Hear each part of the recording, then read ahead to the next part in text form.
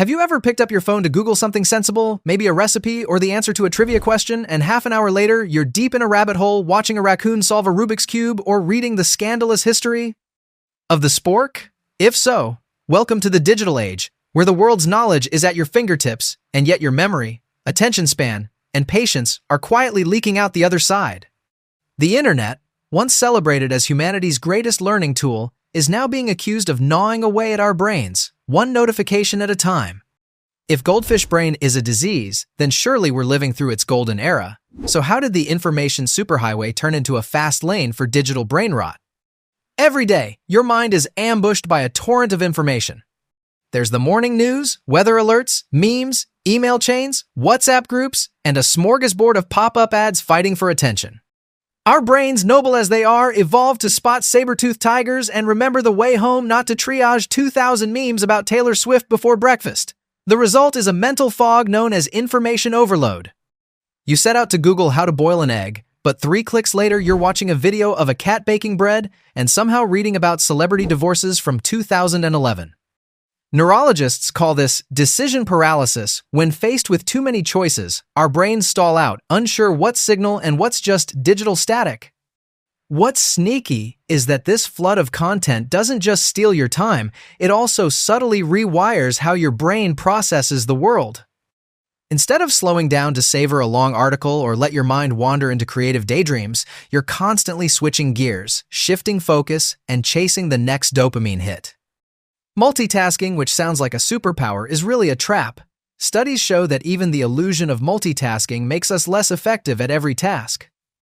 No wonder that after a day online, you feel scatterbrained, tired, and weirdly unfulfilled, like you ate a whole bag of chips and still want dinner. Behind the scenes, algorithms are working overtime to keep you scrolling, clicking, and glued to your screen. Social media giants, streaming platforms, and search engines use finely tuned formulas to serve up exactly what will keep you hooked, whether that's another viral video, a heated comment thread, or a relentless stream of news alerts. The dopamine loop is real. Every notification and new meme triggers a tiny hit of pleasure, training your brain to crave just one more swipe, one more tap, one more glance. The irony is rich. You set out to catch up on the world, and the next thing you know, the world has disappeared, replaced by an endless feed that's designed to be bottomless. Maybe you intended to check the weather for 5 minutes, but now it's an hour later and you still don't know if you need an umbrella. The internet is a master at stringing us along, and with each quick check, your brain gets a little more comfortable with distraction. We joke about doom scrolling, but this pattern is quietly rewiring the brain to expect and demand constant novelty. Attention spans shrink, patience wears thin, and the nagging sense of missing out, FOMO, becomes a permanent itch you can never quite scratch. As we tumble through this digital maze, something curious is happening to our ability to concentrate and remember.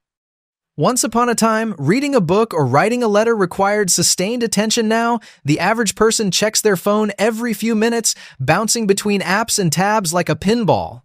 Scientists have documented the Google effect, where our brains outsource memory to the internet, assuming we can always look things up later. Why bother remembering facts when the answer is just a search away?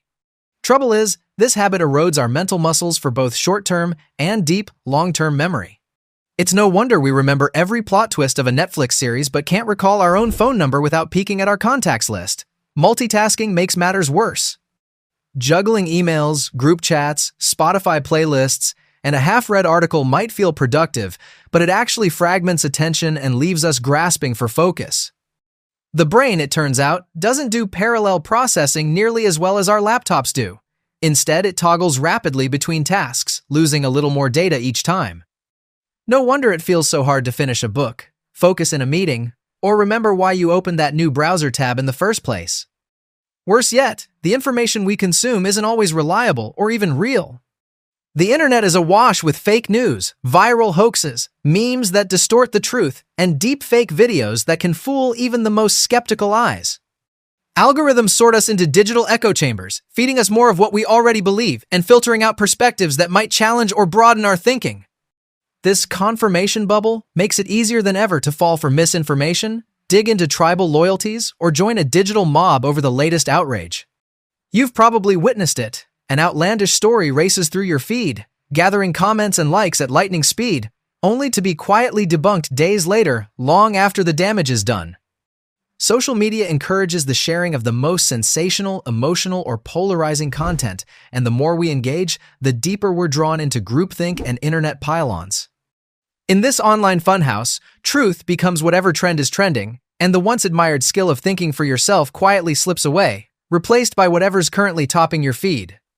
But digital brain rot isn't just about what we see and share, it's about what we lose. Relying on search bars and ChatGPT to settle every debate or solve every puzzle slowly erodes our independent thinking and creativity. Students reach for Google before trying to solve a problem. Adults crowdsource opinions instead of trusting their own judgment. Why reflect or experiment when the algorithm can suggest the right answer in seconds?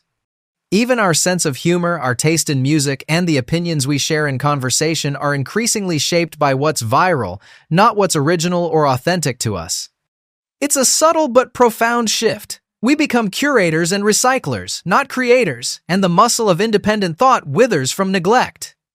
There's also a hidden physical cost. Digital fatigue is a real phenomenon, where hours spent hunched over screens leave us not just mentally drained, but physically restless, eyes strained, sleep disrupted, and our bodies aching for movement and sunlight. Our brains, robbed of daydreams and true downtime, have less space for deep connections, big ideas, or the boredom that once sparked creative breakthroughs. In a world where even our breaks involve more scrolling, our minds are always busy but rarely restored. So, what does it all mean for our digital generation?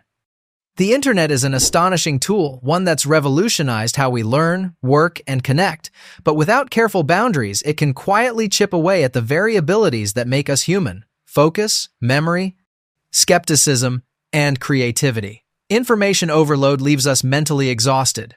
Dopamine-driven apps keep us hungry for novelty but starved for depth. Reliance on Google weakens our recall, while algorithmic bubbles shrink our worldview and shape our opinions for us. The more we outsource thinking, the more we risk losing our edge until, one day, we realize we can't remember how to find an answer without typing it into a search bar. But the good news is that awareness is the first step to reclaiming our mental territory. Set boundaries with screens, seek out challenging activities, question what you read, and don't be afraid to get bored. It's where the best ideas often hide. Use the internet as a tool, not a substitute for your own judgment or imagination. When you catch yourself lost in a digital fog, pause for a moment and ask, is this helping me grow or just keeping me scrolling? Reconnect with real-world wonders. Take a walk, read a book with no notifications, have a conversation where no one fact-checks on their phone. Your brain, if a bit rusty, is still waiting to flex its creative muscles. If you made it to the end of this article without checking your notifications or jumping to another tab, congratulations, you're winning the fight against digital brain rot, for now. Just don't ask Google to remind you why you started reading in the first place. And if you forgot, well, maybe that's just your brain's way of asking for a little peace and quiet.